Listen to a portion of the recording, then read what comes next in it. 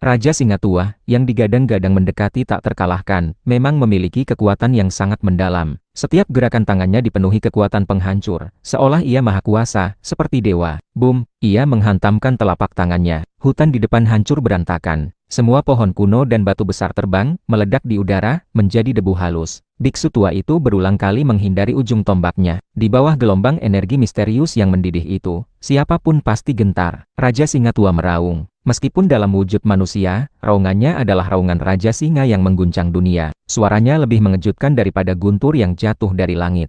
Terlihat jelas riak emas keluar dari mulutnya. Di mata Huang Niu, ini sudah bisa dianggap sebagai teknik gelombang suara tingkat tinggi, sangat menakjubkan. Namun, ini adalah bakat rasial, bawaan sejak lahir. Di depan, pohon-pohon kuno hancur dan batu-batu terkoyak. Riak gelombang suara emas itu tak terhentikan, membuat orang-orang di kamp timur dan barat sangat terkejut. Ini bukan lagi gelombang suara, melainkan seperti serangan rudal beruntun. Untungnya, kedua ahli kuat itu telah memasuki pegunungan, jauh dari medan perang sebelumnya. Jika tidak, itu akan menjadi bencana besar bagi yang lain. Rambut emas Raja Singa Tua berkibar. Saat ini ia sombong dan mendominasi, meraung. Matanya seperti lampu emas, menembakkan sinar menusuk saat ia menyerang ke depan. Orang-orang di kamp timur khawatir, terutama Raja Kuda yang takut gurunya tidak akan mampu menahan. Tak perlu khawatir, dao biksu tua itu mendalam, ia tidak akan lebih lemah dari singa itu. Penguasa istana Bajing berbicara. Ia sangat tenang karena ia sendiri sangat kuat dan bisa melihatnya dengan jelas. Saat itu, seluruh tubuh biksu tua itu memancarkan cahaya Buddha, seperti bodhisattva berbadan emas, diselimuti cahaya tak terbatas. Auranya tiba-tiba menjadi sangat kuat. Selain itu, ia mengucapkan suara agung, Om. Dalam sekejap, langit dan bumi beresonansi, seolah-olah suara primal alam semesta bergema, menyebabkan banyak pegunungan Kunlun sedikit bergetar. Adapun area pegunungan itu, tak perlu dikatakan lagi, itu langsung hancur, merobek hutan. Batu-batu raksasa seberat ratusan ribu kilogram meledak. Gelombang suara dari mulut biksu tua, disertai cahaya Buddha, menghalangi Raja Singa Tua dan memadamkan semua raungan singa. Mantra 6 kata Buddha, seseorang berseru kaget. Mantra 6 kata yang disebut adalah, Om, Ma, Ni, Ped, Mi, Ham. Banyak biksu melafalkannya, tetapi siapa yang bisa melepaskan kekuatannya? Tidak ada. Sekarang, biksu tua ini benar-benar memicu makna sejati dari salah satu kata, disertai cahaya Buddha. Suaranya agung dan tak terbatas, sungguh menakutkan dan mengejutkan. Untuk sesaat, momentum tak terkalahkan Raja Singa Tua terhenti. Ia berhenti meraung, dan sebaliknya menggunakan jurus tinju yang tak tertandingi, menyerang ke depan. Boom! Cahaya emas yang melonjak bergejolak, seperti sungai besar yang mendidih, menyelimuti Raja Singa Tua dan menyebar ke pegunungan, menutupi biksu tua itu. Ini adalah niat tinju tak terkalahkan Raja Singa Tua. Ia pasti telah memperoleh metode pernapasan tertentu. Jika tidak, ia tidak mungkin sekuat ini. Sulit menemukan lawan di dunia. Cincin dewa muncul di belakang kepala lama tua itu. Meskipun tubuhnya terlihat tua, auranya saat ini, seperti seorang bodhisattva tua, menjadi semakin suci dan kuat. Tangan kanannya membesar, memancarkan cahaya cemerlang. Ini adalah kemampuan yang hampir seperti kekuatan dewa, yang berevolusi dari segel tangan rahasia. Bang! Telapak tangan biksu tua itu bertabrakan dengan tinju Raja Singa Tua, mengguncang pegunungan ini, dan cahaya tak terbatas melonjak. Dengan suara gemuruh, sebuah bukit kecil di samping langsung meledak. Meskipun masih agak jauh dari keduanya, bukit itu ditembus oleh energi yang sangat kuat dan murni ini, lalu runtuh. Di kejauhan, orang-orang terkejut. Banyak orang di kamp timur dan barat berdiri kaku seperti patung tanah liat, menatap kosong, seolah-olah sedang menyaksikan pertempuran para dewa. Bahkan para ahli tertinggi yang merobek 6 belenggu merasa gentar. Setidaknya, wajah Raja Artik berubah. Ia jauh dari tandingan mereka. Jika ia maju dan bertarung melawan salah satu dari mereka, ia pasti akan hancur dan tidak akan meninggalkan sisa tulang. Saat ini, darah emas Raja Singa Tua yang mengamuk menjadi lebih menakutkan, menyebar. Seluruh pegunungan bergetar karenanya. Ia ingin merobek musuh kuat itu sesegera mungkin. Ia mengeluarkan raungan rendah. Tiba-tiba, cahaya keemasan menusuk muncul di tangan kanannya. Sebuah sabit emas dengan cepat terbentuk, memancarkan cahaya dingin. Ini sangat mengejutkan. Raja Singa Tua telah menggunakan kemampuan pamungkasnya yang hampir seperti kekuatan dewa. Ini adalah kemampuan yang ia peroleh ketika ia merobek belenggu ke-6. Senjata yang tampak seperti sabit dewa kematian itu, berwarna emas cemerlang, menerangi langit. Ia memegang sabit menakutkan itu dengan kedua tangan, mengayunkannya ke arah biksu tua, ingin memanen nyawanya. Saat itu, jubah biksu tua itu terbang keluar, memancarkan cahaya merah, menutupi langit seperti cahaya senja, menghalangi sabit emas di udara. Dang! Percikan api beterbangan, benang emas pada jubah itu sangat membara, seolah terbakar. Pada saat yang sama, sejumlah besar cahaya merah naik, menghalangi sabit itu. Ini mengejutkan, benar-benar pantas menjadi jubah harta karun rahasia yang dapat meratakan puncak gunung. Jubah itu benar-benar menahan serangan paling brutal Raja Singa Tua. Namun, pada saat-saat terakhir, jubah itu masih ditekan oleh sabit emas. Dan Raja Singa Tua menggoyangkan tangannya, mengayunkannya lagi, ingin memenggal biksu tua itu. Biksu tua itu sekali lagi mengucapkan mantra. Cahaya Buddha menyinari. Ia juga menggunakan kemampuan terkuat yang diperolehnya setelah merobek belenggu ke-6, melawan Raja Singa Tua yang brutal. Di tangannya, muncul gada pusaka, juga dibentuk dari energi. Ia memegang gada penakluk iblis yang bersinar cemerlang itu, dan tiba-tiba menghantam sabit emas. Dong, seolah langit dan bumi runtuh. Tempat itu diselimuti cahaya yang menusuk mata. Seluruh hutan meledak dan hancur total. Keduanya tenggelam di bawah bumi yang retak. Ini adalah duel terkuat mereka, sangat menakutkan. Di kejauhan, Chu Feng yang menyaksikan merenung, berkata, karena biksu tua itu melafalkan sutra Buddha sepanjang hari, apa kemampuan misterius yang ia peroleh setelah merobek belenggu berhubungan dengan ajaran Buddha? Sangat berhubungan, Huang Niu mengangguk. Gemuruh, bumi itu hancur. Biksu tua dan Raja Singa Tua keluar dari lubang besar, membawa serta batu dan tanah. Saat ini, selain jubahnya, pakaian biksu tua itu compang-camping, dan ada sedikit darah di sudut mulutnya. Adapun Raja Singa Tua, ia batuk darah. Jelas, lukanya lebih parah. Kau memiliki ikatan dengan ajaranku. Ikutlah denganku, kata biksu tua itu. Raja Singa Tua marah. Seluruh tubuhnya dipenuhi darah emas yang bergejolak, menenggelamkan pegunungan ini. Ia mengamuk lagi, bertarung sengit dengan lawannya. Tetapi segera ia dipukul oleh biksu tua itu 3 kali berturut-turut, membuatnya batuk darah hebat. Jika ia terus bertarung seperti ini, nasib Raja Singa Tua sulit diprediksi. Cepat atau lambat ia akan kalah. Kamp Timur bersorak, tidak lagi khawatir. Kepala Raja Kuda yang botak bersinar. Ia sangat gembira, tertawa. Guruku ditakdirkan untuk mencapai tingkat bodhisattva. Menaklukkan Raja Singa Tua ini tentu saja tidak akan menjadi masalah. Kamp Barat sunyi senyap. Hati mereka benar-benar tenggelam. Raja Singa Tua begitu kuat, tetapi ia tidak mampu, dan kemungkinan besar akan dibunuh. Ini membuat hati mereka tenggelam. Raungan binatang mengguncang seluruh medan perang. Raja Badak Putih bergerak, bergegas ke depan secepat kilat. Ia adalah ahli tertinggi yang diundang oleh Raja Singa Tua. Melihat sahabat lamanya terluka dalam pertempuran, ia ingin menyelamatkannya. Seluruh tubuhnya seputih giok, memancarkan kilau jernih, setinggi bukit kecil. Ketika ia berlari kencang, bumi bergetar hebat. Ia menyerbu ke pegunungan di kejauhan, membawa angin kencang yang menakutkan. Tanah di sepanjang jalan retak, pasir dan batu beterbangan. Aku akan melawanmu. Penguasa istana Biou melangkah keluar. Bagaimana mungkin ia hanya membiarkan raja ini mengepung biksu tua itu? Perlu diketahui bahwa ahli yang merobek 6 belenggu dari Kamp Timur kini memiliki keunggulan absolut dalam jumlah, hampir bisa menjadi 2 lawan 1. Penguasa istana Biou memiliki tubuh tinggi dan rambut hitam terurai, sangat gagah. Ia terlihat berusia 30 atau 40 tahun, dengan alis pedang dan mata berbintang, sangat heroik. Beberapa orang pernah berkata bahwa di antara 3 penguasa agung Istana Bajing, Istana Yusu, dan Istana Biou, penguasa Istana Biou adalah yang paling tajam dan memiliki cara yang menakutkan, yang berhubungan dengan kepribadiannya. Dalam keadaan normal, jika ia bergerak, jarang ada lawan yang bisa bertahan hidup. Saat ini, banyak orang memperhatikannya. Bunuh. Benar saja, penguasa Istana Biou sangat kuat dan mendominasi. Menghadapi Raja Badak Putih yang setinggi bukit kecil dan berlari kencang, ia tidak menghindar, melainkan langsung menyerbu dan berhadapan langsung dengannya. Detik berikutnya, orang-orang mendengar suara seperti guntur. Kedua telapak tangan penguasa Istana Biou bersinar, seolah-olah 2 matahari terbakar. Ia bertabrakan dengan Raja Badak Putih dengan brutal, memukulnya dengan kedua telapak tangan. Raja Badak Putih menjerit, seluruh tubuhnya bersinar, seperti gunung berapi besar yang aktif kembali, memancarkan aura yang menghancurkan. Ia bertabrakan sengit dengan penguasa Istana Biou dalam pertarungan hidup dan mati. Semua orang merinding. Raksasa sebesar itu berlari kencang, siapa yang bisa menahannya secara langsung? Setelah penguasa Istana Biou melayangkan puluhan pukulan, ia memaksa Raja Badak Putih untuk berhenti, yang terus meraung marah. Akhirnya, setelah ratusan kali tabrakan, Raja Badak Putih mengeluarkan raungan yang mengguncang langit, meratap. Dengan suara boom, ia hancur berkeping-keping, dibunuh oleh penguasa Istana Biou. Darah menyembur, mewarnai medan perang. Semua orang terkejut. Seorang ahli yang merobek 6 belenggu tewas. Penguasa Istana Biou memang seperti yang dirumorkan, kuat dan mendominasi, berusaha sekuat tenaga untuk membunuh seorang raja binatang tertinggi. Raja Singa Tua berada di posisi yang tidak menguntungkan, dan Raja Badak Putih bahkan langsung dibunuh.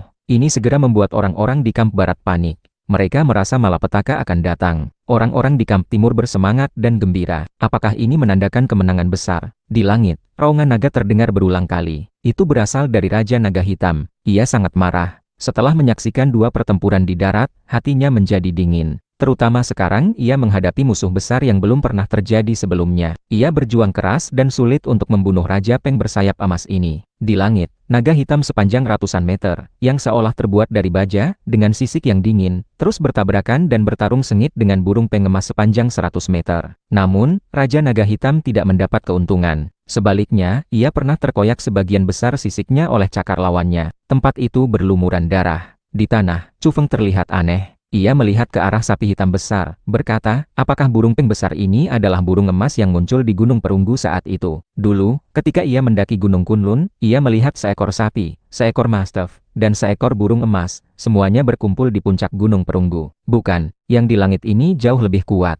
Itu adalah ayah dari burung emas yang pernah kau lihat, kata sapi hitam besar. Raja Peng bersayap emas di langit awalnya juga milik Kunlun, tetapi kemudian ia sendirian menyerbu Gunung Hua dan menduduki tempat itu, meskipun hubungannya dengan Kunlun tidak terputus. Puff, di udara, darah naga berceceran. Raja Naga Hitam terkena serangan lagi. Sebuah bekas cakar yang menakutkan muncul di tubuhnya. Ia terus meraung. Dalam legenda mitologi, burung peng bersayap emas suka memakan naga dan ular. Sekarang setelah ia mengincar naga barat ini, tentu saja ia tidak akan melepaskannya. Chu Feng berkata, momentum kamp barat telah hilang. Kurasa, kita akan menyerang. Kali ini, kita tidak hanya akan mengejar mereka, tetapi mungkin juga menaklukkan barat, membunuh sampai ke barat. Kera tua mengangguk, berkata, benar. Bagaimana kita bisa membiarkan mereka sombong? Karena mereka berani menyerang timur, mereka harus menanggung konsekuensinya. Kali ini kita akan membunuh sampai ke barat. Ide yang bagus. Raja Mastiff juga mengangguk dengan serius. Kamp timur segera gempar. Kita harus pergi. Di kamp barat,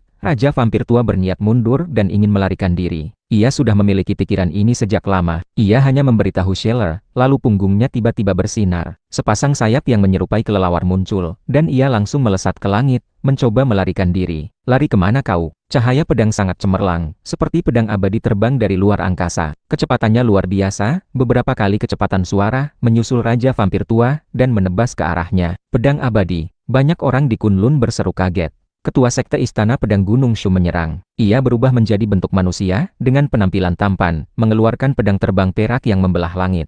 Pedang itu sangat cemerlang, seolah-olah pedang abadi terbang, tak terhentikan. Kekosongan seolah-olah akan terbelah. Wajah Raja Vampir tua berubah. Ia langsung meningkatkan kecepatan dan mengubah arah, mencoba melarikan diri dari sisi lain.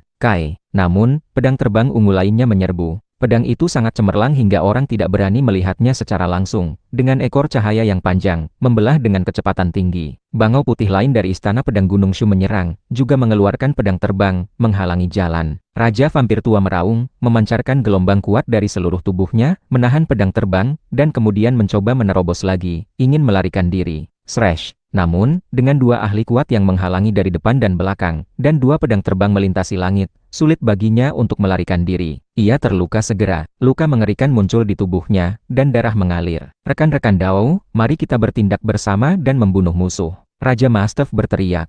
Semuanya, mari menyerbu ke barat. Kera tua juga berteriak. Seketika, angin dan awan bergejolak, langit kehilangan warnanya. Semua ahli tertinggi di kamp timur bertindak bersama, menekan ke depan, ingin melakukan pembantaian besar-besaran. Guru Agung Wudang, dengan gaya seorang abadi, lengan bajunya berkibar, dengan cepat bergegas untuk membunuh. Kura-kura gunung, ketua sekte Kongtong, berdiri tegak. Ia membawa 8 trigram di punggungnya, memancarkan cahaya yang menusuk mata. Ia melompat tiba-tiba, menghancurkan puncak gunung, melintasi langit seolah terbang, dan langsung menuju ke tempat Scheller berada. Aku ingin metode pernapasan yoga kuno. Di udara, Raja Merak bersinar di sekujur tubuhnya, seperti dewa. Ia mengincar Master Yoga kuno Van Lin dari India. Bagus, kita akan pergi dan membunuhnya. Raja Gagak Emas memancarkan cahaya api yang cemerlang, menukik bersama Raja Merak. Penguasa Istana Bajing dan Istana Yusu juga melangkah, menyerbu ke kamp barat. Semuanya, aku benar-benar harimau timur laut. Jangan salah paham, aku hanya tinggal di Siberia untuk sementara waktu. Raja Harimau Siberia berteriak keras. Kemudian, ia menggertakkan giginya, berkata, aku akan jujur. Aku dibesarkan di timur laut ketika aku masih kecil. Aku memang setengah harimau timur. Ayo, aku akan mengejar dan membunuh mereka bersama kalian. Dengan raungan harimau, ia menukik ke kamp barat, mengayunkan cakar besarnya, dan membunuh puluhan orang dengan satu pukulan, melakukan pembantaian besar-besaran. Lari, kamp barat benar-benar runtuh. Melihat begitu banyak ahli tertinggi menyerbu, semangat juang mereka hancur total. Bagaimana mereka bisa bertarung lagi? Semuanya, jaga diri kalian baik-baik. Kalian harus bertahan hidup. Scheller berteriak. Dua kekuatan misterius, terang dan gelap, meletus di tubuhnya pada saat yang sama. Ia menjadi sangat kuat hingga menakutkan, sangat mengerikan. Bahkan Raja Artik di sebelahnya merinding. Sheila tidak menghadapi musuh, ia berbalik dan melarikan diri. Raja Artik menatap dengan penyesalan. Ia benar-benar tidak seharusnya datang ke timur. Ia melihat begitu banyak ahli tertinggi menyerbu dari seberang. Hatinya benar-benar dingin, dan ia berbalik, memulai pelarian besar-besaran. Master Yoga kuno Van Lin dari India, dengan kepala botak yang dipenuhi keringat dingin, sudah melarikan diri lebih dulu. Tetapi Raja Merak dan Raja Gagak Emas di langit mengincarnya, dan ingin mengejar sampai akhir. Semuanya, ekspedisi barat dimulai. Ayo kita bunuh sampai ke barat, Chu Feng berteriak. Bunuh! Seketika, teriakan perang mengguncang langit. Pasukan Kamp Timur bersemangat dan gembira. Ini adalah kemenangan besar. Mereka memulai pengejaran sejauh ribuan kilometer, ingin membunuh sampai ke barat. Bunuh!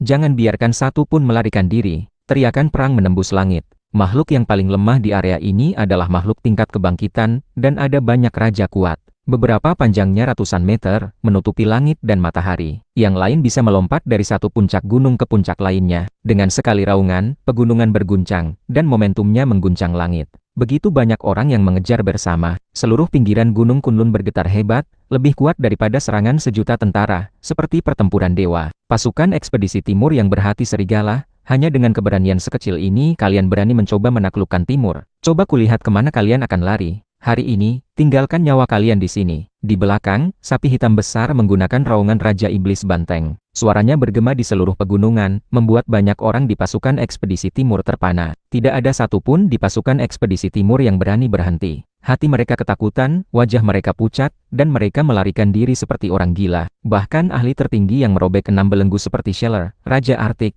dan Raja Vampir Tua adalah yang pertama melarikan diri. Bagaimana mungkin yang lain tidak panik? Ini adalah kekalahan besar. Pasukan ekspedisi timur bahkan tidak sempat benar-benar bertarung. Semangat juang mereka hancur total. Mereka melarikan diri dengan panik di seluruh pegunungan, takut tertinggal dan dipenggal. Bunuh! Seluruh pasukan Kamp Timur bergerak keluar. Dipimpin oleh makhluk tingkat raja, mereka meledak seperti banjir bandang, tak terbendung, menyapu pasukan yang melarikan diri di depan. Chu Feng, Raja Macan Tutul Salju, Huang Niu, dan sekelompok raja lainnya menyerbu di depan, memanfaatkan kemenangan untuk membantai. Mereka memanen nyawa pasukan ekspedisi timur dalam jumlah besar bersama pasukan Gunung Kunlun. Terlihat bahwa pasukan ekspedisi timur berkurang sepertiga dalam waktu singkat. Di bawah serangan para Raja Kunlun dan pengikut mereka, mereka sama sekali tidak dapat melawan. Terlebih lagi, orang-orang ini tidak memiliki niat untuk bertarung. Mereka melarikan diri sepanjang jalan, tanpa organisasi, dalam kepanikan ekstrim. Mereka bergerak ke barat, ingin melarikan diri kembali ke Eropa. Belakangan, Chu Feng, sapi hitam besar, dan yang lainnya meninggalkan binatang aneh dan manusia super biasa, hanya memburu raja-raja setingkat mereka. Tetapi kelompok ini berlari sangat cepat, melarikan diri di paling depan. Adapun pasukan biasa di Kamp Barat, mereka dikejar oleh pasukan besar Kamp Timur. Di sepanjang jalan, suara ledakan tidak ada habisnya. Para ahli kuat Gunung Kunlun mengejar dengan kecepatan supersonik, dengan target tunggal, makhluk tingkat raja dari pasukan ekspedisi timur. Pada saat ini, busur guntur agung Chu Feng mulai menunjukkan kekuatannya. Ia menarik busur dan melepaskan panah yang memancarkan kilat yang menakjubkan, cemerlang, dan suara yang memekakan telinga. Di langit, seekor elang yang awalnya senang, mengira ia telah melarikan diri dari bahaya. Dengan fisik tingkat rajanya, ia bisa melarikan diri jauh dan kembali hidup-hidup ke barat. Namun, saat ini, seberkas cahaya menakutkan terbang. Sebelum ia sempat bereaksi, ia ditembus tubuhnya dengan suara puff, dan darah berceceran. Kemudian, dengan suara boom, ia meledak di udara. Serangan pertama panah busur guntur agung begitu mendominasi, membunuh seekor burung buas tingkat raja. Suara ledakan besar datang dari langit. Itu adalah kilat, dan juga raungan supersonik. Pasukan di pihak Gunung Kunlun awalnya terkejut, dan kemudian mereka bersorak keras. Teriakan perang semakin besar, mereka sangat terdorong, memulai pengejaran sejauh ribuan kilometer. Di langit, mata Raja Naga Hitam dingin, ia tahu bahwa momentum telah hilang, hatinya sakit. Mereka telah bersiap untuk penaklukan timur ini untuk waktu yang lama, tetapi hasilnya adalah kekalahan besar. Ia tahu bahwa setelah pertempuran ini, ia tidak akan pernah memiliki kesempatan untuk menaklukkan timur lagi, kecuali ia dapat menjadi yang pertama merobek belenggu ketujuh, dan mengabaikan semua raja di bawah langit. Ia meraung dengan kemarahan tak terbatas, bertarung dengan Raja Peng bersayap emas sambil melarikan diri ke barat. Segera, ia melihat Chu Feng, Huang Niu, dan raja-raja lain yang mengejar di garis depan. Matanya dingin, ia membuka mulutnya dan meraung, hendak menukik. Apa kau masih ingin membuat masalah? Penguasa Gunung Hua, seperti matahari yang melintasi langit, melepaskan cahaya emas yang indah. Meskipun tubuhnya jauh lebih kecil daripada Raja Naga Hitam, kekuatan tempurnya luar biasa. Cakar emas burung peng yang tajam jatuh, membawa ledakan sonik dan gelombang energi yang mengguncang bumi, langsung menyerang bagian belakang kepala Raja Naga Hitam. Jika ia terkena, bahkan makhluk yang merobek 6 belenggu pun akan mati. Raja Naga Hitam bergerak menyamping, menggerakkan tubuhnya yang besar, dan bertarung lagi dengan Raja Peng bersayap emas. Di darat, penguasa Istana Bajing dan Istana Yusu terus berlari, seperti dua kilat. Gerakan mereka sangat cepat, tepat di bawah Raja Naga Hitam dan Raja Peng bersayap emas. Kirim aku ke atas, kata penguasa Istana Yusu. Penguasa Istana Bajing mengangguk, tiba-tiba mengangkat lengannya. Dengan suara gemuruh, ia melemparkan penguasa Istana Yusu ke ketinggian hampir 2 kilometer. Sangat menakjubkan. Raja Naga Hitam merasakan bahaya, tiba-tiba menoleh, dan melihat penguasa Istana Yusu menyerbu ke langit. Pupilnya menyusut tajam, dan ia dengan keras mengayunkan ekor naganya yang tebal ke bawah. Boom, udara meledak. Pemandangan itu menakutkan. Ekor naga yang berayun seperti kilat hitam, membelah ke arah penguasa Istana Yusu. Penguasa Istana Yusu tidak gentar. Telapak tangannya bersinar, lalu menyebar ke seluruh lengan kanannya, seperti pisau surgawi yang membakar, menerangi langit. Ia tiba-tiba menebas ke atas. Bang, langit bergetar hebat. Kekosongan bergemuruh dengan keras, dan area itu sangat menyilaukan. Disertai dengan raungan marah Raja Naga Hitam, sejumlah besar darah tumpah. Ekornya terpotong sedikit. Ini membuatnya marah besar. Kapan ia pernah menderita penghinaan seperti itu? Penguasa Istana Yusu menghela napas. Lengannya sedikit mati rasa. Ia jatuh dengan cepat ke tanah, tidak dapat melompat ke punggung Raja Naga Hitam. Di langit, Raja Peng bersayap emas meraung panjang. Ia sudah memiliki keunggulan, merobek banyak sisik dari Raja Naga Hitam, membuatnya berlumuran darah. Sekarang ia menjadi lebih ganas. Raja Naga Hitam mulai melarikan diri, tidak lagi ingin bertarung, langsung ke barat. Ia merasakan firasat buruk, karena ahli tertinggi yang merobek 6 belenggu di darat mungkin akan menyerangnya kapan saja. Itu akan sangat berbahaya. Ia meningkatkan ketinggian penerbangannya, ingin segera melarikan diri kembali ke Eropa. Orang-orang di kamp barat melihat adegan ini. Wajah mereka pucat pasi, dan mereka hampir putus asa. Mereka hanya bisa terus melarikan diri. Raungan binatang buas yang marah datang dari kejauhan. Pada saat yang sama, pegunungan itu hancur. Batu-batu terbang, dan tanah retak. Seekor binatang buas besar, berlumuran darah, berguling menuruni gunung. Itu adalah Raja Artik. Ia dikejar oleh Raja Mastev. Keduanya bertarung lagi, tetapi ia kalah dan menderita luka parah. Akhirnya, Raja Mastev berubah menjadi tubuh aslinya. Seluruh tubuhnya memancarkan cahaya hitam yang kuat. Cakar yang diayunkannya cukup untuk menutupi gunung. Tubuhnya sangat besar hingga menakutkan. Dengan suara puff, ia menghancurkan kepala Raja Artik. Ya Tuhan, Raja telah gugur. Bawahan Artik Utara ketakutan, kaki mereka gemetar. Mereka menyaksikan Raja mereka terbunuh.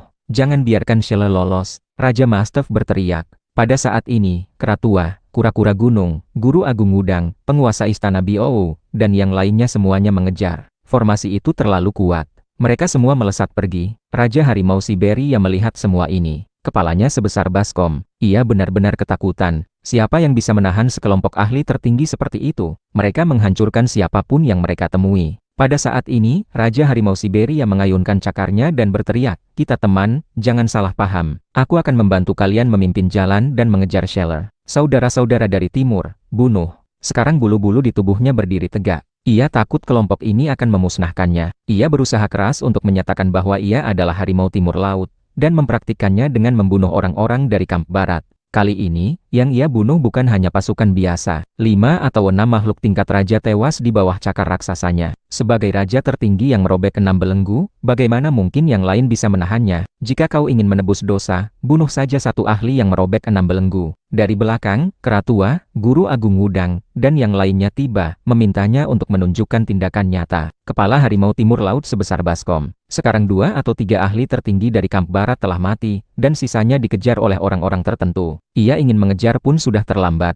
Ia tidak bisa ikut campur. Tiba-tiba, ia berkata, "Aku tahu ada raja lain yang bersembunyi di kegelapan. Kalian belum menyadarinya. Aku akan membawa kalian untuk membunuhnya." Benarkah? Raja Mastev menunjukkan keterkejutan. Mereka juga merasa bahwa Shelle pasti mengundang makhluk lain yang merobek 6 belenggu. Mungkin makhluk itu tidak berani muncul karena menemukan bahwa kamp timur terlalu kuat. "Aku Harimau Timur Laut. Sesama teman tidak akan menipu. Pasti ada ahli tertinggi lainnya, yaitu Raja Hiena. Ayo, aku akan membawa kalian untuk membunuhnya." Ia bertekad, bahkan jika orang-orang di kamp barat membencinya sampai mati, ia tidak peduli. Kulit tebal dan hati yang gelap adalah kunci untuk hidup lebih lama. Jika tidak, ia akan dibunuh sekarang. Ini juga dianggap sebagai pengkhianatan. Mulai sekarang, ia tidak akan pergi ke barat. Ia hanya akan tinggal di Siberia dan timur. Ia tidak takut orang-orang di kamp barat akan membalas dendam padanya. Ayo, kita pergi dan melihatnya. Keratua, Guru Agung Wudang, dan Raja Mastaf mengikutinya, bersiap untuk kembali dan membunuh Raja Hyena yang bersembunyi. Adapun 3 penguasa agung Istana Bajing, Istana Yusu, dan Istana Biou, mereka mengejar bersama, terus memburu Sheila.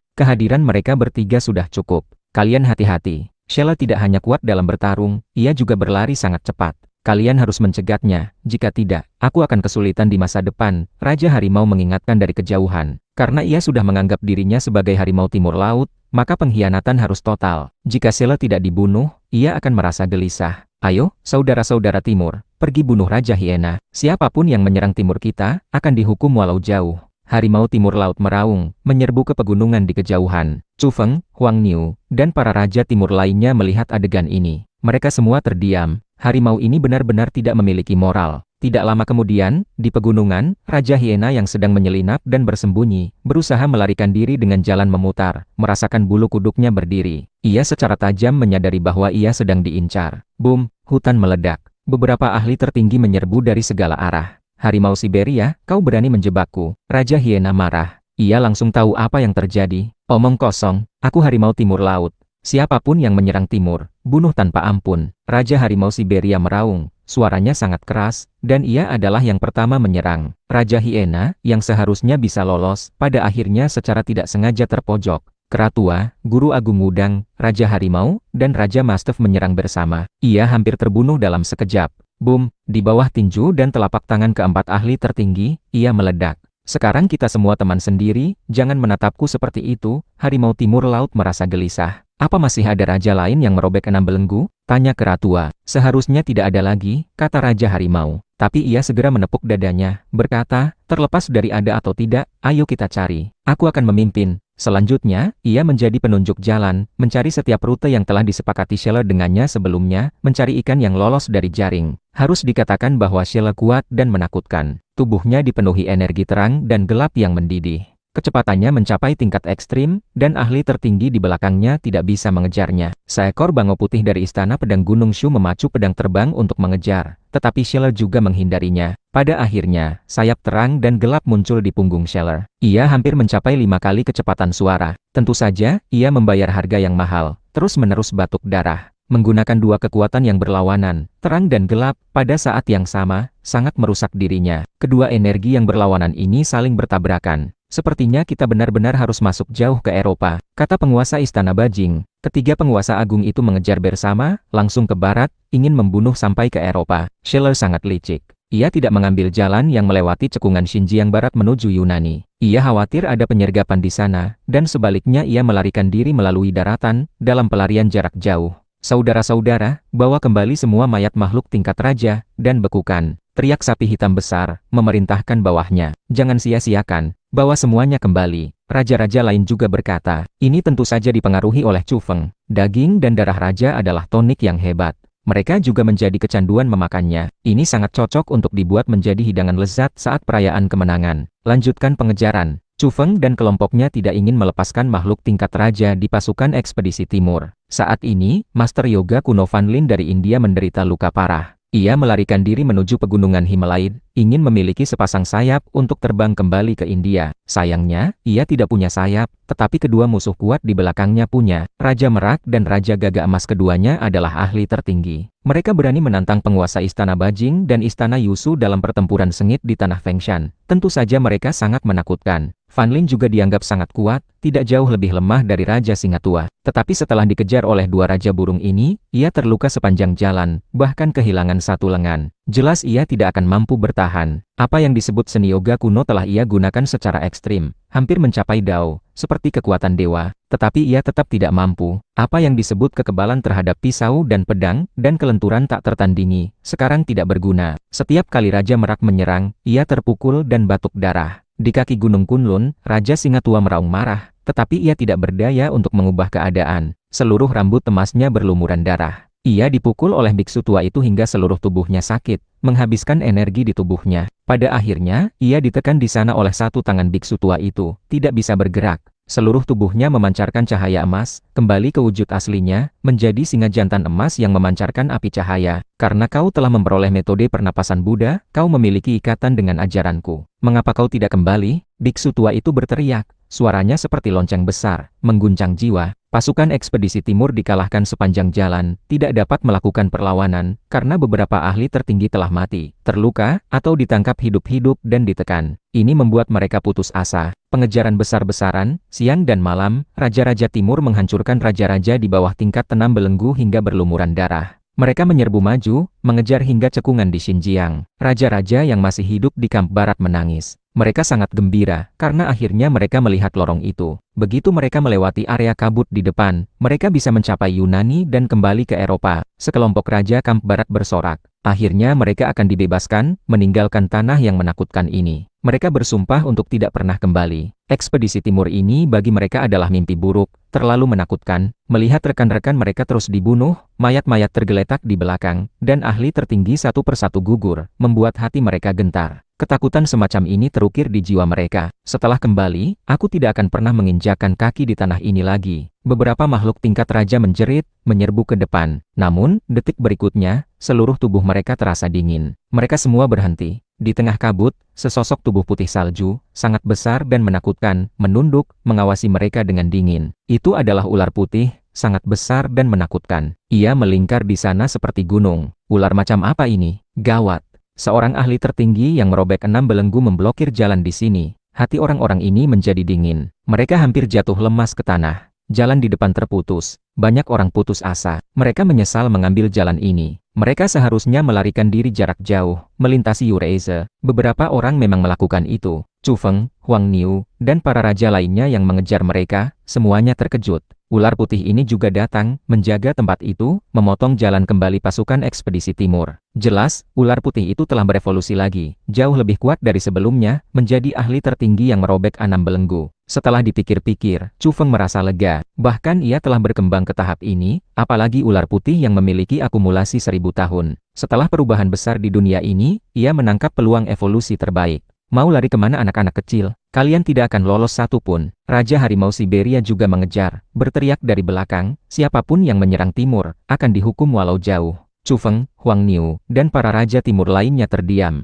Harimau ini benar-benar tidak bermoral. Orang-orang di kamp barat ingin sekali memaki. Apakah kau benar-benar harimau timur laut? Meskipun kau memang dari spesies yang sama, kau adalah raja di Siberia, harimau Siberia, dasar kau pengkhianat keji. Benar saja, ada makhluk tingkat raja yang tidak tahan, marah dan mengutuk tanpa henti. Boom, akibatnya, ia langsung dipukul menjadi kabut darah oleh Raja Harimau. Aku harimau timur laut. Siapapun yang menyerang timur, akan dihukum walau jauh. Disertai dengan raungan harimau, suara ini bergema di area tersebut. Jika teriakan ini diucapkan oleh ahli tertinggi timur sejati, pasti akan memiliki keagungan besar dan mengguncang hati. Tetapi ketika diucapkan oleh harimau timur laut yang tidak bermoral, suasananya langsung menjadi dingin. Sebenarnya, orang-orang di kamp barat ingin sekali memaki, tetapi sayangnya mereka jauh dari tandingan. Ambil pelajaran dari sebelumnya, makhluk tingkat raja barusan langsung dipukul hingga mati oleh Raja Harimau yang brutal ini, yang walaupun reputasinya hancur, kekuatannya buas. Di depan, ular putih menghalangi jalan. Di belakang, harimau jahat menghalangi jalan. Ini membuat wajah kelompok raja dari kamp barat itu pucat, tanpa sedikit pun warna. Ini benar-benar tidak ada jalan ke langit maupun pintu ke bumi. Sapi tua, lihat siapa itu? Raja Macan Tutul Salju berbisik, menyenggol sapi hitam besar, memintanya melihat ke depan. Aura yang begitu menakutkan, tubuh seputih salju yang melingkar seperti naga surgawi. Siapa lagi kalau bukan Dewi Ular Putih? Aku ingat sapi tua tergila-gila padanya kan? Kata raja binatang lain di samping. Sapi hitam besar benar-benar ingin memukuli kedua orang ini, ingin bertarung sampai mati dengan mereka, tetapi saat ini ia hanya bisa memperingatkan dengan suara rendah. Kalian berdua bajingan, jangan bicara omong kosong. Apa kalian ingin membuatku terbunuh? Pada saat yang sama, ia sangat membenci Zhao Yitian. Film Raja Iblis Banteng yang ia sutradarai membuatnya ingin mengamuk, karena dikatakan bahwa ia sangat mencintai ular putih dan memiliki perasaan mendalam padanya. Kini, hal itu hampir diketahui semua orang. Setiap kali sapi hitam besar mengingat hal ini, ia ingin memuntahkan darah, terutama hari ini ketika ia bertemu langsung dengan tokoh utamanya. Ia sangat merasa bersalah. Kedua bajingan itu benar-benar mencari masalah. Tidak jauh dari sana, ular putih, dengan seluruh tubuhnya yang jernih, tampak seperti diukir dari batu giok. Ia melingkar menjadi bukit ular, memancarkan gelombang energi yang menakutkan, seolah akan berubah menjadi naga dan terbang. Saat ini, ia menyapu pandangannya dengan dingin, menatap ke arah ini. Sapi hitam besar buru-buru menundukkan kepala, bersembunyi di kerumunan. Untungnya, ada cukup banyak orang, dan ia telah berubah menjadi bentuk manusia, sehingga mudah untuk bersembunyi. Saat itu, Raja Harimau yang menyebut dirinya Harimau Timur Laut datang. Ia melangkah perlahan, mendekat, memandang rendah kelompok raja dari kamp barat dengan ekspresi jijik.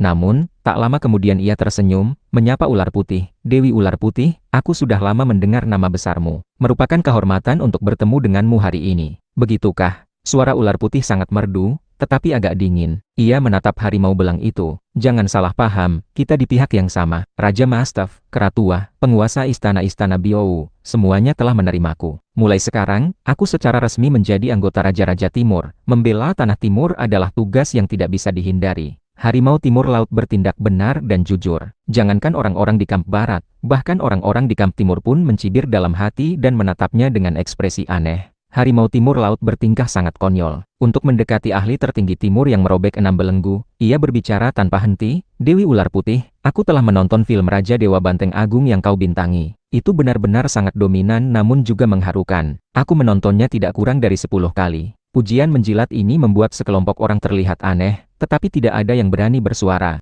Benar, aku baru saja melihat sapi hitam besar tadi. Kebetulan sekali, dia sekarang adalah anggota Gunung Kunlun. Dalam film Raja Dewa Banteng Agung, dia mengejar cinta Dewi Ular Putih, dan perannya tidak sedikit. Apa kau ingin aku memanggilnya ke sini? Harimau Timur Laut menoleh dan mencari. Di kerumunan, sapi hitam besar memiliki keinginan untuk memaki ibu harimau. Hatinya penuh amarah. Harimau sialan ini, jangan menarikku ke dalam masalah yang kau sengaja cari. Ia sangat marah hingga hidungnya hampir mengeluarkan asap putih. Ia menundukkan kepalanya lebih rendah lagi, sama sekali tidak berani mengangkatnya. Jika bukan karena kekuatannya yang kurang, ia benar-benar ingin menggoreng dan memanggang harimau timur laut ini. Mata harimau timur laut sangat tajam. Setelah mencari-cari, ia langsung mengenali sapi hitam besar, karena ia pernah melihatnya menunjukkan bentuk aslinya saat berlari di medan perang Gunung Kunlun. Hei, saudaraku, cepat kemari. Kau bertemu kenalan lama, kenapa malu? Jangan menunduk, semangatlah. Ayo sapa dia. Ketika sapi hitam besar mendengar panggilan seperti itu, ia merasa sangat jengkel. Ia ingin sekali menampar wajah harimau itu dengan kakinya. Apanya yang malu? Ini adalah karena rasa bersalah. Aktor utama film Raja Dewa Banteng Agung juga ada di sini. Adik Chu Feng, kemarilah. Harimau Timur Laut juga melihat Chu Feng, dan memanggilnya untuk maju. Chu Feng juga ingin mengutuk. Harimau yang tidak bermoral dan cerewet ini, apakah ia mencari mati? Mengapa memanggilnya tanpa alasan? Harus diingat bahwa ia pernah menembak ular putih ini dengan busur guntur agung di Gunung Taihang. Untungnya, ular putih tidak mempersulit mereka. Ia hanya menatap harimau timur laut.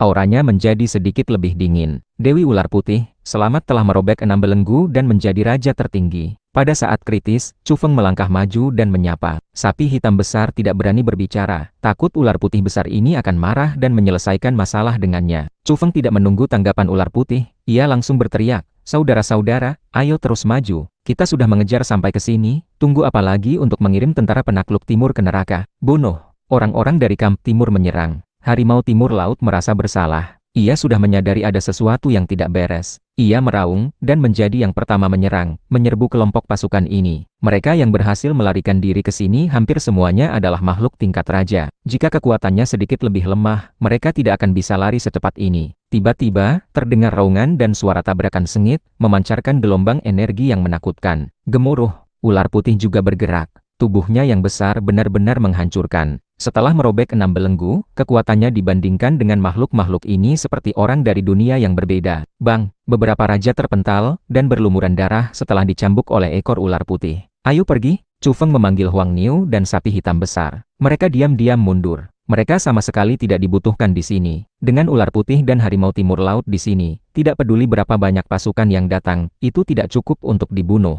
Raja Macan Tutul Salju, Raja Laba-Laba, dan raja-raja lain yang akrab dengan Chu Feng juga mengikuti, meninggalkan area itu. Darah berceceran di belakang mereka. Tidak ada ketegangan. Kelompok ahli kuat barat itu semuanya dipenggal. Masih ada sebagian orang yang sangat cerdas. Mereka langsung melarikan diri dari Xinjiang, ingin melintasi Ureize. Apakah kita akan mengejar? Tentu saja kita harus mengejar. Kita akan membunuh sampai ke barat. Setelah berdiskusi, sekelompok orang memutuskan untuk pergi ke barat, karena mereka mengincar sarang raja-raja binatang itu, ingin benar-benar mengosongkannya. Begitu banyak makhluk tingkat raja yang menyerbu timur, dan sebagian besar mati di timur. Sisi barat benar-benar kosong. Mereka akan melakukan serangan balik, untuk menjarah sarang raja-raja barat.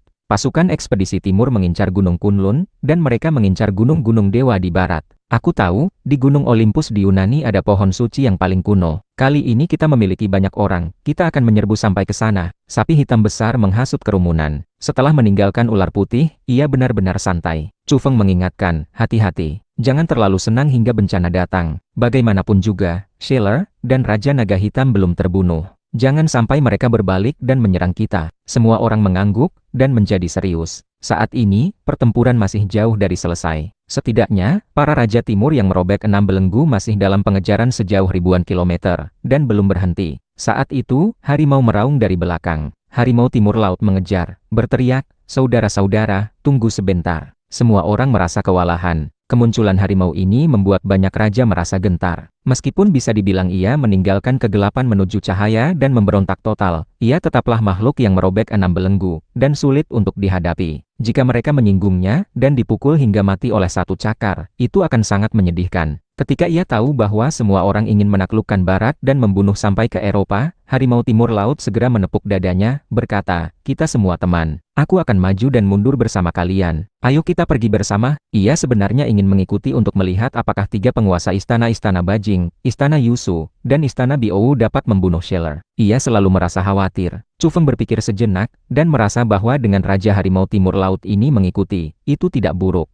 Ia mungkin tidak berani berbalik dan membunuh. Karena ia telah diintimidasi oleh lebih dari selusin ahli tertinggi timur yang merobek 6 belenggu sebelumnya, ia pasti takut. Selanjutnya, pengejaran besar yang mengejutkan dunia dimulai. Raja-raja timur, seperti telah disuntik adrenalin, bergerak ke barat, memanen nyawa para buronan. Saat ini, seluruh dunia terkejut. Ketika pertempuran di Gunung Kunlun disiarkan secara langsung, seluruh dunia sudah mendidih. Tiba-tiba muncul begitu banyak ahli tertinggi di timur, yang mengejutkan semua negara hingga kehilangan kata-kata. Semua merasa ngeri. Meskipun siaran langsung berhenti pada akhirnya, berita terus menyebar, mengejutkan seluruh dunia. Raja Singa Tua yang digadang-gadang tak terkalahkan, nyatanya ditahan dan ditaklukkan oleh seorang biksu tua di Gunung Kunlun. Raja Artik dibunuh oleh Raja Mastaf. Raja Hiena dihancurkan oleh ahli kuat timur. Dunia terkejut. Semua orang memperhatikan selama beberapa hari ini. Ketika mereka mendengar bahwa ekspedisi barat telah dimulai, seluruh dunia gempar. Ya Tuhan, ini berbalik. Mereka benar-benar sekelompok orang yang kejam. Setelah pertempuran ini, pasukan ekspedisi timur dimusnahkan hingga 90%. Sejak saat itu, mereka tidak akan mampu menyeberang ke timur lagi. Raja-raja barat berkurang tajam, benar-benar lumpuh. Di jalan ekspedisi barat, darah raja berceceran. Raja-raja dari kamp barat meninggalkan mayat satu persatu di sepanjang jalan. Mereka dibunuh setelah dikejar oleh sekelompok orang brutal di belakang. Sama sekali tidak ada ketegangan. Dengan Chu Feng dan Huang Niu, raja-raja super yang tidak dapat dikalahkan oleh siapapun kecuali ahli tertinggi, ditambah dengan harimau timur laut yang mengawal. Siapa yang bisa melawan di sepanjang jalan ini? Mereka bergerak ke barat, mengejar hingga ke Turki. Mereka akan segera mencapai Yunani, dan secara resmi menginjakkan kaki di Eropa. Tepat pada saat ini, mereka melihat pertempuran raja-raja tertinggi. Di kejauhan, Raja Naga Hitam meraung. Seluruh tubuhnya berlumuran darah. Lebih dari separuh sisiknya hilang. Ia dikejar oleh Raja Peng bersayap emas, menderita kerugian besar, dan bukan tandingannya. Naga hitam ini sangat ulet, masih hidup, seru Chu Feng. Pasukan ekspedisi barat berhenti, dan tidak mendekat.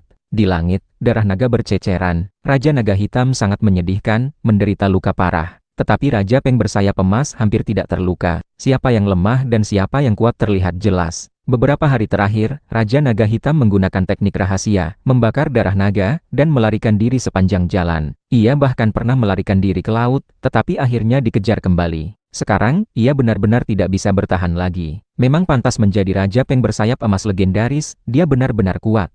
Banyak makhluk tingkat raja berseru. Raja Naga Hitam ini jauh lebih unggul dari makhluk lain. Ia sangat menakutkan. Sebagai anggota ras naga, garis keturunannya menakutkan, memiliki kekuatan yang tak terduga. Namun meski begitu, ia masih kalah dari Raja Peng. Raja Naga Hitam meraung. Ini adalah raungan kemarahan terakhirnya. Kemudian, hujan darah turun deras. Raja Peng bersayap emas mencabik tengkoraknya. Ia akhirnya mati secara tragis, dan jatuh. Pembantaian naga. Hari ini, di wilayah Turki, gugurnya Raja Naga Hitam mengejutkan dunia. Pasukan ekspedisi barat terus bergerak maju, secara resmi menginjakkan kaki di Eropa, tiba di wilayah Yunani. Ya Tuhan, mereka benar-benar membunuh sampai ke Eropa. Jika kelompok raja ini ingin melakukan sesuatu, mereka tak terhentikan. Tidak ada yang bisa menghalangi mereka. Ini benar-benar roda nasib.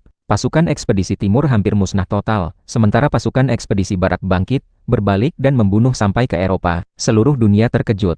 Mata seluruh dunia tertuju pada kelompok raja kuat ini. Ekspedisi barat kali ini tidak memiliki pasukan biasa. Yang terlemah pun adalah makhluk kuat yang merobek satu belenggu. Chu Feng dan yang lainnya beristirahat sejenak, karena mereka juga lelah setelah pengejaran selama berhari-hari. Pasukan ekspedisi timur telah benar-benar mereka musnahkan. Sekarang tidak perlu terburu-buru. Saudara-saudara, apakah kita akan pergi ke Gunung Olympus? Tempat itu memiliki pohon suci yang paling kuno, yang dapat membuat kita berevolusi, tetapi juga memiliki Zeus dan Apollo yang cukup susah dihadapi. Sapi hitam besar menghasut. Kita makan dan minum sampai kenyang, tidur sebentar, lalu baru kita putuskan, kata seorang raja. Tidak lama kemudian, aroma daging tercium. Dengan makhluk tingkat raja sebagai bahan, kelompok pecinta kuliner ini menggoreng dan memanggang, lalu makan dengan gembira. Peringkat makanan lezatku juga harus diperbarui, gumam Chu Feng sambil menikmati hidangan lezat. Setelah kenyang makan, pasukan ekspedisi barat mulai tidur nyenyak. Meskipun mereka sangat kuat, pengejaran besar-besaran selama beberapa hari berturut-turut membuat mereka kelelahan. Ekspedisi barat, mudah diucapkan tetapi sebenarnya sangat berbahaya. Musuh yang dikejar hingga tidak memiliki jalan ke langit atau pintu ke bumi secara alami akan bertarung sampai mati pada saat terakhir, melakukan perlawanan yang putus asa. Oleh karena itu, ketika pengejaran besar-besaran selama berhari-hari berakhir, kelompok pemburu dari timur ini semuanya kelelahan. Halo semuanya, saya reporter Carter. Harap ingat nama saya, karena saya mungkin mati kapan saja. Saat ini saya mempertaruhkan nyawa untuk mendekati sekelompok makhluk tingkat raja. Mereka adalah pasukan ekspedisi barat. Seorang pria paruh baya bernama Carter berbicara di depan kamera, sedikit gugup namun juga bersemangat. Ia menyiarkan langsung seluruh proses ketika ia mendekati kamp sementara pasukan ekspedisi barat. Ada beberapa pengiring di sampingnya, bertanggung jawab untuk merekam. Mereka gelisah sekaligus bersemangat, dengan suasana hati yang sama dengan Carter. Ini benar-benar siaran langsung yang mempertaruhkan nyawa. Beberapa hari yang lalu, pertempuran di Gunung Kunlun mengguncang seluruh dunia. Hingga kini, gejolaknya tidak hanya tidak berhenti, tetapi malah semakin intensif. Semua orang memperhatikan, menunggu hasil akhirnya. Sekarang pasukan ekspedisi barat datang, melintasi wilayah Eurasia, menaklukkan dari jarak jauh, dan menyapu bersih pasukan ekspedisi timur yang kalah sepanjang jalan. Ini telah memicu gempa bumi tingkat dunia. Semua orang di seluruh dunia telah membicarakannya selama beberapa hari ini. Ini adalah masalah fokus, dan juga topik yang sangat sensitif yang mudah memicu ketegangan luar biasa di seluruh Eropa. Orang-orang khawatir, apakah pasukan ekspedisi barat akan membawa bencana yang menghancurkan? Izinkan saya untuk mengutuk.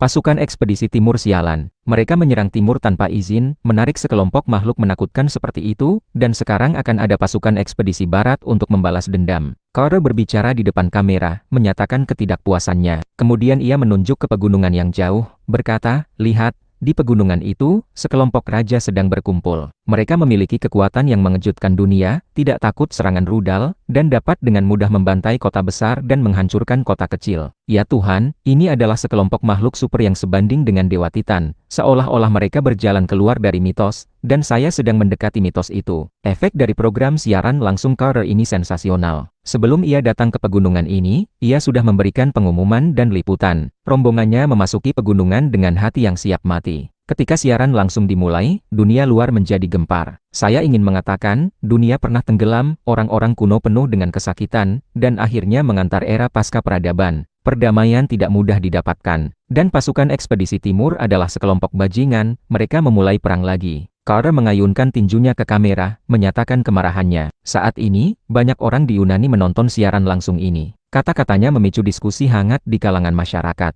Beberapa orang berempati, sementara yang lain menentang. Gejolak yang disebabkan oleh pasukan ekspedisi timur yang dipimpin Scheller, Raja Naga Hitam, Raja Singa Tua, dan lainnya kali ini tak terbayangkan. Orang-orang barat memiliki perasaan yang rumit. Sebab, banyak orang memiliki kesan baik terhadap Scheller. Ia disebut satria terakhir dan legenda hidup dari Vatikan. Ia juga pernah menindak beberapa raja binatang, mencegah mereka membuat kekacauan di barat. Namun, orang-orang sangat membenci Raja Naga Hitam dan lainnya. Mereka pernah membantai kota, menyebabkan bencana yang menghancurkan. Sebagian orang biasa tidak dapat mengerti mengapa Sheila bekerja sama dengan Raja Naga Hitam dan lainnya. Oleh karena itu, sekarang orang Barat memiliki perasaan yang rumit tentang pertempuran ini. Tetapi secara keseluruhan, sebagian besar orang bertepuk tangan, bagaimanapun juga, Raja Naga Hitam telah mati. Hanya sebagian kecil orang yang tidak puas, merasa bahwa kekalahan pasukan ekspedisi timur adalah aib. Kita harus merayakan. Begitu banyak raja binatang tewas di tanah timur, dan tidak dapat membahayakan barat lagi, kata Carter di depan kamera. Banyak orang mengangguk, sangat berempati. Sejak mengetahui bahwa pasukan ekspedisi timur menderita kekalahan besar di Gunung Kunlun, dengan 90% makhluk tingkat raja terbunuh, Eropa menjadi gempar. Sebagian besar orang menganggap ini adalah hal yang baik, dan harus berterima kasih kepada para raja-raja timur karena telah membantu mereka menyelesaikan makhluk-makhluk menakutkan yang merajalela di Eropa. Jauh sebelumnya, ada pandangan yang diusulkan, harus meminta bantuan dari timur untuk memusnahkan Raja Naga Hitam dan lainnya. Hasil ini tidak buruk.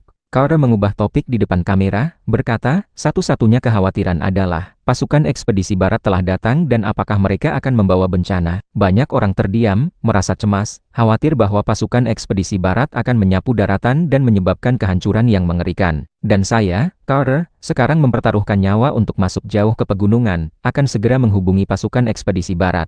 Saya akan berusaha untuk memahami kebenarannya dan memberitahu semua orang secepat mungkin, apakah mereka benar-benar akan membasuh Eropa dengan darah. Harap ingat nama saya, Carter. Jika saya meninggal, mohon heningkan cipta untuk saya. Saat ini, Carter telah berjalan ke pegunungan, menginjak daun-daun kering setebal lebih dari 30 cm di tanah, mendekati daerah yang dianggap sangat menakutkan oleh orang luar. Akhirnya, mereka tiba di daerah terlarang itu. Jangan tertawa, kaki saya gemetar, jantung saya hampir melompat keluar dari tenggorokan. Saya sangat gugup dan takut, Carter dengan jujur mengakui kegugupannya saat ini. Ada banyak pohon raksasa di pegunungan, sangat tebal. Tidak ada makhluk lain di sini, karena semuanya telah ketakutan dan melarikan diri. Ya Tuhan, saya mendengar guntur. Mereka ada di depan. Tak lama kemudian, para penonton siaran langsung juga mendengar suara itu. Itu adalah suara dengkuran yang mengguncang langit. Kemudian mereka melihat sekelompok makhluk besar terbaring di sana. Ya Tuhan, tolong selamatkan saya. Itu benar-benar sekelompok dewa Titan. Apakah kalian melihatnya? Setiap dari mereka tingginya puluhan meter. Saya sangat kecil di depan mereka. Suara dengkuran mereka seperti genderang perang yang ditabuh. Saya benar-benar takut. Wajah Carter pucat.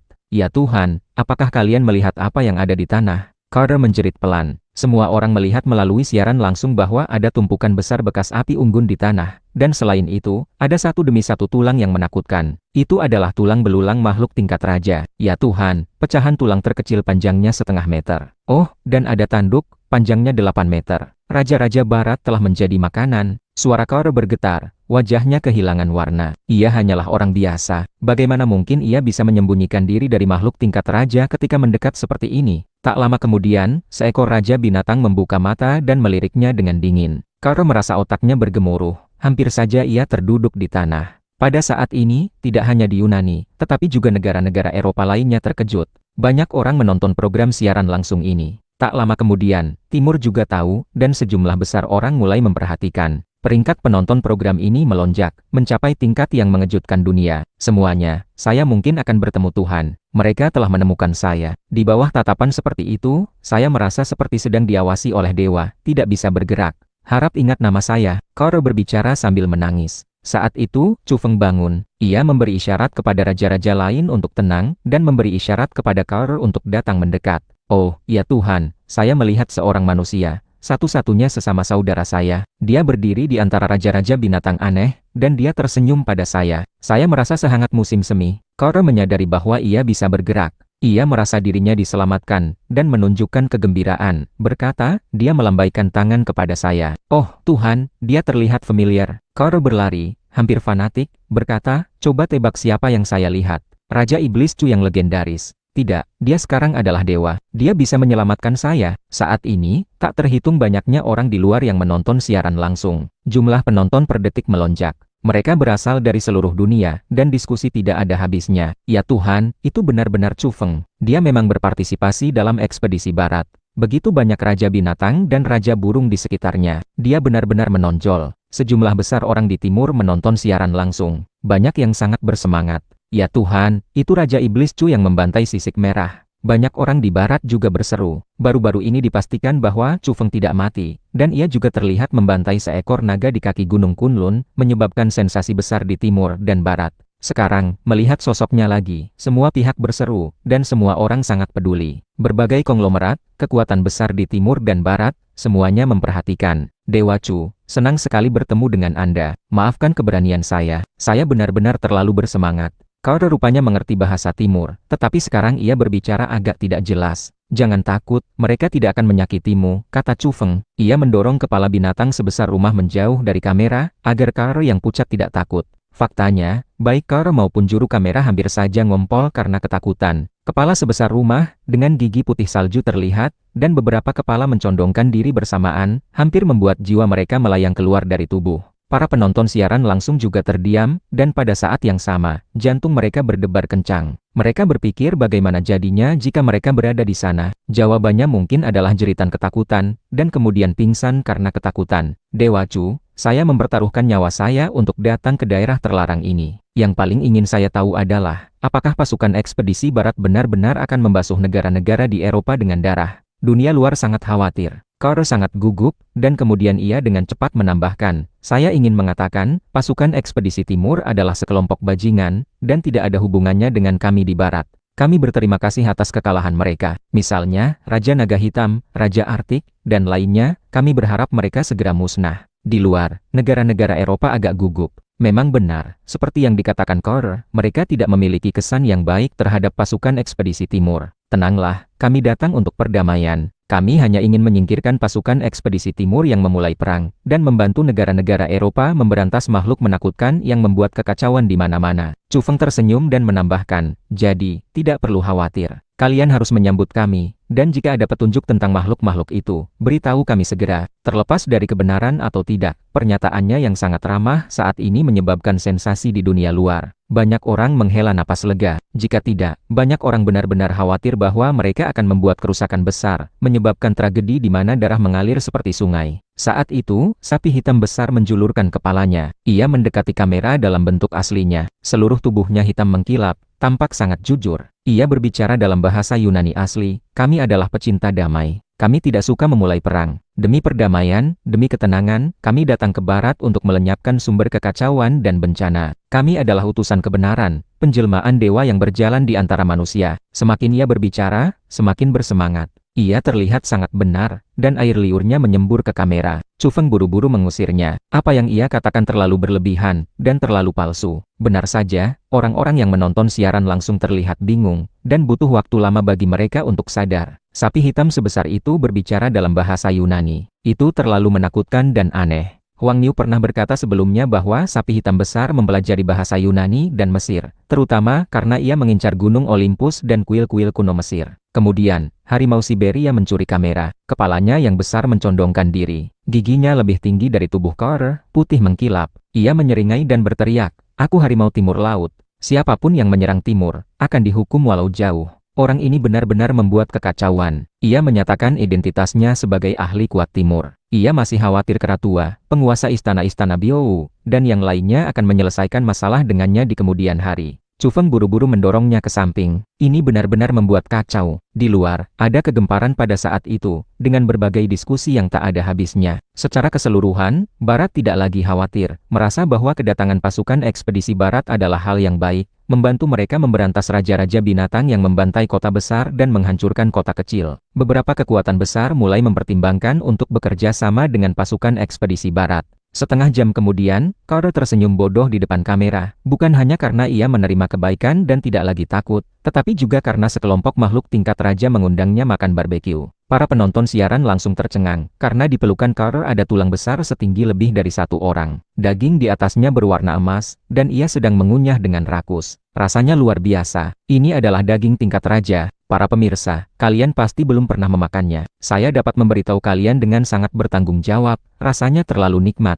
Siaran langsung kali ini memiliki dampak besar. Timur dan Barat tidak bisa tenang. Sementara itu, kemajuan Chu Feng dan yang lainnya ke Barat berkurang. Awalnya, Barat khawatir, bahkan beberapa pejabat tinggi siap meluncurkan senjata nuklir kapan saja untuk mencegat dan melawan. Tetapi mereka juga tahu bahwa itu mungkin tidak berguna. Sekarang, orang-orang yang bersangkutan akhirnya bisa bernapas lega. 2 jam kemudian, pasukan ekspedisi barat memasuki sebuah kota kecil. Di bawah contoh sapi hitam besar, sekelompok raja kuat berubah menjadi bentuk manusia. Mereka semua mengenakan setelan hitam seragam, sepatu kulit mengkilap, rambut disisir ke belakang, dan mengisap cerutu tebal. Chu Feng dan Huang Niu tercengang, tidak tahu harus berkata apa. Carter terus mengikuti, menyiarkan adegan ini secara langsung. Semua orang yang menonton siaran langsung tercengang. Kelompok raja kuat ini benar-benar tak tertahankan untuk dilihat.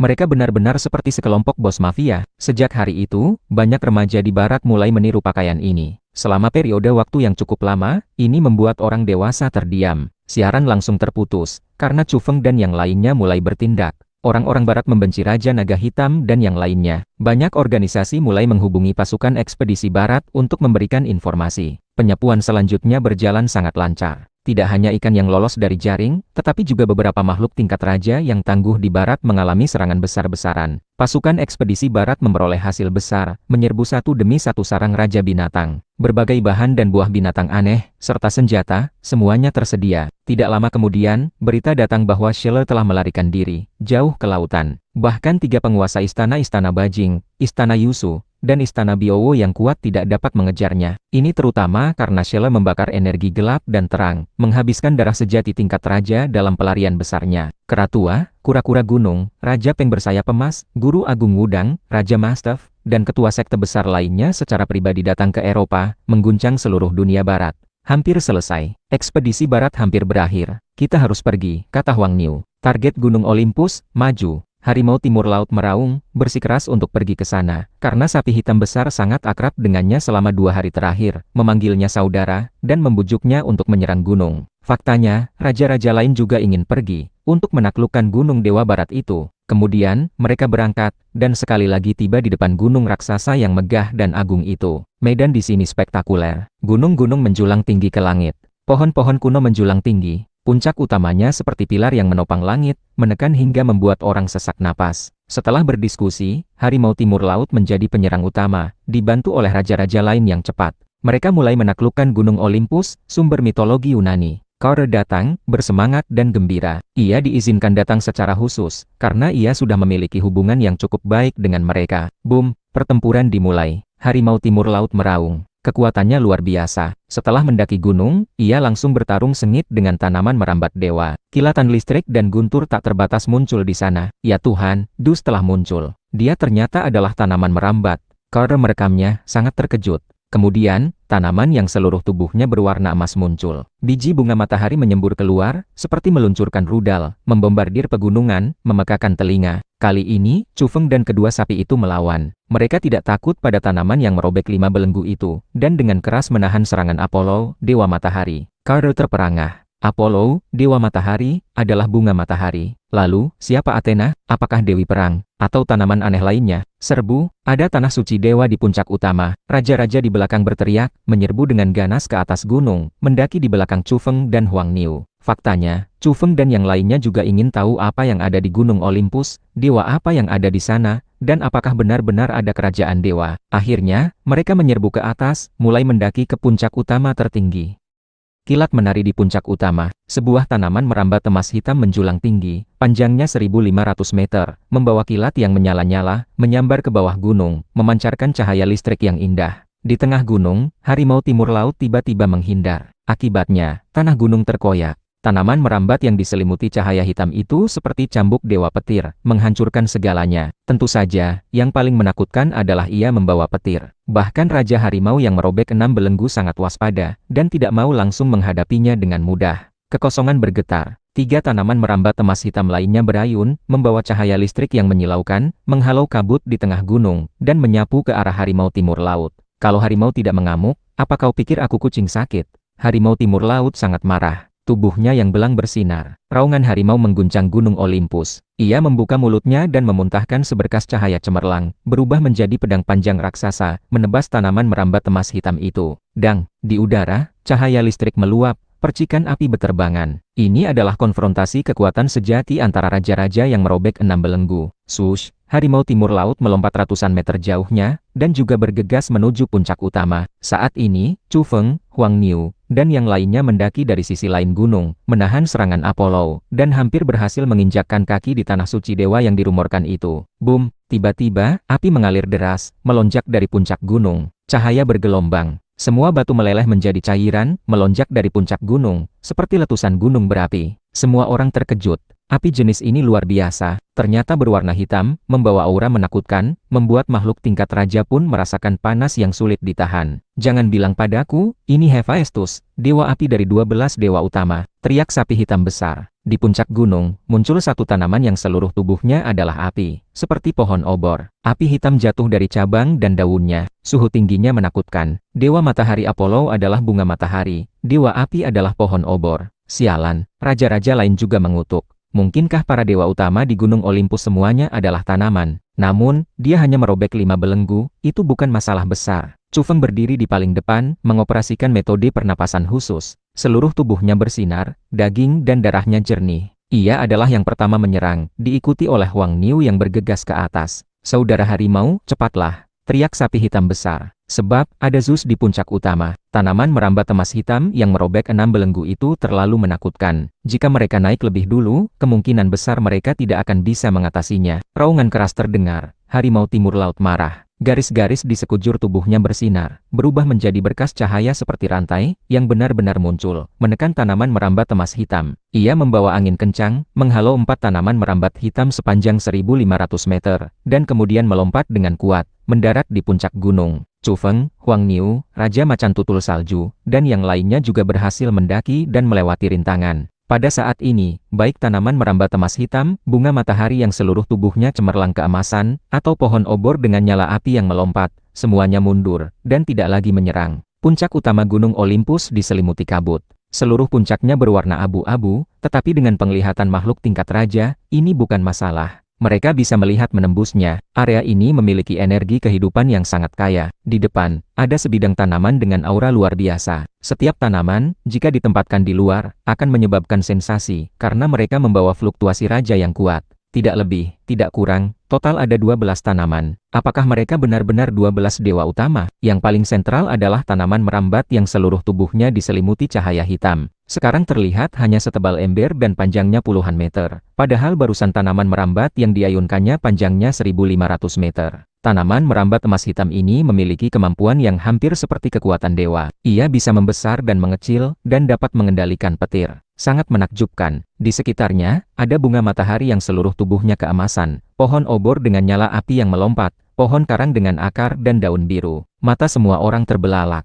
Mereka menebak dan memverifikasi. Bunga matahari adalah dewa matahari Apollo. Pohon obor adalah dewa api Hephaestus. Pohon karang adalah dewa laut Poseidon. Akhirnya, mereka benar-benar terdiam. Apakah ini 12 dewa utama legendaris dari mitologi Yunani? Semuanya, kita tidak pernah saling mengganggu. Mengapa kalian memaksa masuk ke Gunung Olympus? Tanaman merambat emas hitam mengirimkan gelombang spiritual yang kuat, berkomunikasi dengan semua orang. Kami ingin mencari peluang evolusi, kata sapi hitam besar. Terus terang, apa kalian adalah penguasa puncak utama ini? Tanya Chu Feng. Sampai sekarang, ia masih tidak percaya bahwa tanaman-tanaman ini awalnya lahir di sini. Ini juga merupakan keraguan orang lain, yang merasa bahwa peluang di tempat ini telah direbut oleh tanaman-tanaman ini. Mereka mencari dengan cermat, tetapi tidak menemukan pohon kuno suci yang dapat membuat mereka berevolusi. Hanya ada 12 tanaman aneh ini. Kalian mungkin kecewa, karena di sini tidak ada kuncup bunga atau buah, tidak ada peluang yang kalian inginkan, dan kami memang lahir di tempat ini, kata Zeus. Semua orang kecewa.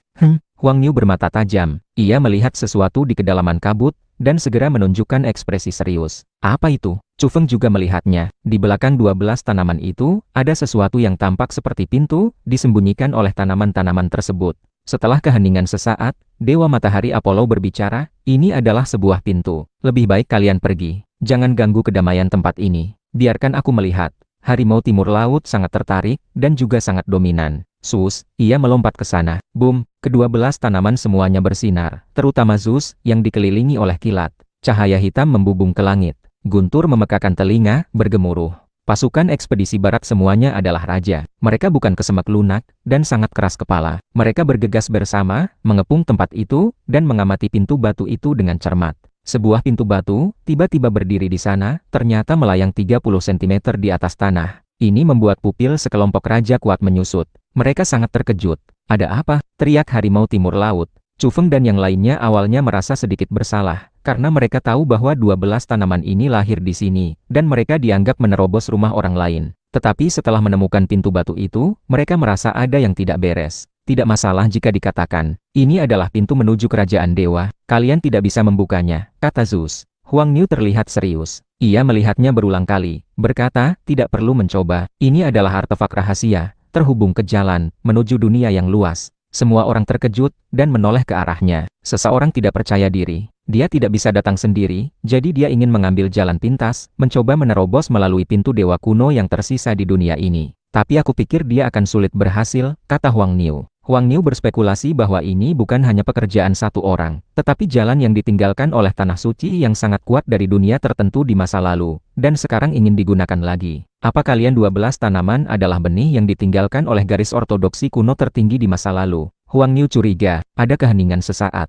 Akhirnya Dus berbicara, berkata, pintu batu itu keluar dari tanah dan melayang di udara, dan kami juga dibawa keluar dari tanah, lalu pulih dan melahirkan kesadaran. Semua orang menunjukkan keterkejutan. Kalian harus hati-hati. Beberapa orang di belakang pintu batu ingin datang. Jangan sampai kalian dijadikan korban persembahan pada akhirnya, kata Huang Niu. Chu Feng menghela napas. Huang Niu pernah mengatakan sejak lama bahwa satu gunung terkenal adalah satu jalan. Sekarang tampaknya itu akan berangsur-angsur menjadi kenyataan. Huang Niu berkata, ayo pergi, tidak ada artinya tinggal di sini. Ke-12 tanaman ini telah menyerap esensi gunung dewa. Akar pohon kuno suci di bawah tanah tidak akan pulih dalam waktu singkat. Akhirnya, semua orang tidak menyerang, dan pergi bersama. Huang Niu terlihat khawatir. Jika semua orang yang datang adalah orang berbakat seperti dirinya, itu tidak masalah. Persaingan yang adil untuk memperebutkan peluang menjadi saint dan leluhur di dunia ini. Tetapi beberapa garis ortodoksi kuno mungkin memiliki trik di luar papan catur, seperti di gunung ini. Itu tidak baik.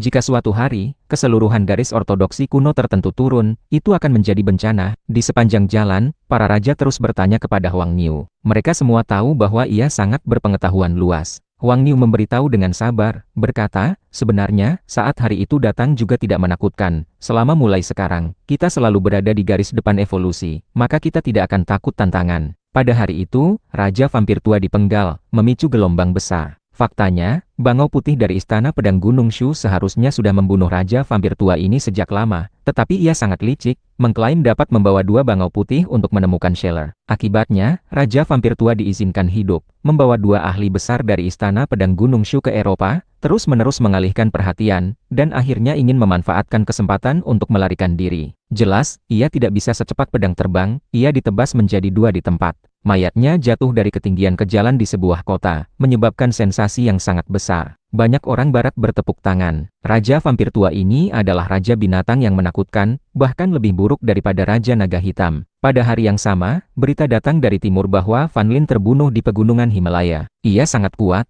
ia berhasil melarikan diri sampai ke gunung salju besar. Karena ia memiliki kemampuan yang hampir seperti kekuatan dewa, ia bisa bergerak di bawah tanah. Setelah kehilangan satu lengan, ia masih melarikan diri dengan cepat di bawah tanah. Raja Merak dan Raja Gagak Emas, meskipun mereka bisa terbang ke langit dan sangat cepat, pernah kehilangan jejaknya, sampai mereka mengejar ke gunung salju besar barulah mereka menemukannya lagi dan membunuhnya. Pada saat yang sama, kedua raja burung itu mendapatkan metode pernapasan yoga kuno milik Van Lin. Ada juga berita yang mengatakan bahwa Raja Merak dan Raja Gagak Emas ternyata terluka. Mereka menemukan reruntuhan misterius di gunung salju besar, dan sedang memanggil raja-raja lain untuk pergi dan menjelajah. Seseorang membocorkan berita bahwa ada sebuah kuil kuno di gunung salju besar, terkubur oleh es dan salju, tetapi ada gemuruh guntur. Sejak saat itu, Scheller melarikan diri, Raja Singa tua ditahan, dan raja-raja kuat pasukan ekspedisi timur lainnya yang merobek 6 belenggu semuanya terbunuh. Perang akhirnya berakhir. 3 penguasa agung Istana Bajing, Istana Yusu, dan Istana Biou mengakhiri perjalanan barat mereka, dan memulai perjalanan pulang. Kemudian, kera tua dari kuil belantara agung, kura-kura gunung dari sekte Kongtong, Raja Peng bersayap emas dari Gunung Hua, Guru Agung Taichi dari Gunung Wudang, Bangau Putih dari Istana Pedang Gunung Shu, dan Raja Mastef dari Kunlun, juga mulai kembali ke timur. Perang Timur Barat yang mengguncang seluruh dunia berakhir. Semua orang menghela napas lega. Dengan perginya para ahli tertinggi yang merobek 6 belenggu itu, berbagai kekuatan besar di Eropa merasa lega. Tekanan mereka selama beberapa hari terakhir terlalu besar. Pasukan ekspedisi barat memulai perjalanan pulang, langsung memasuki cekungan Xinjiang dari lembah berkabut di Yunani. Chu Feng, Huang Niu, dan sapi hitam besar tetap tinggal, tidak pergi untuk sementara waktu. Mereka ingin berkeliling Vatikan untuk melihat apakah mereka bisa memecahkan beberapa penghalang di bawah tanah dan mendapatkan sesuatu. Harimau Timur Laut ikut bersama mereka. Faktanya, ketiganya tidak keberatan. Meskipun harimau ini tidak bermoral, ia memang sangat kuat.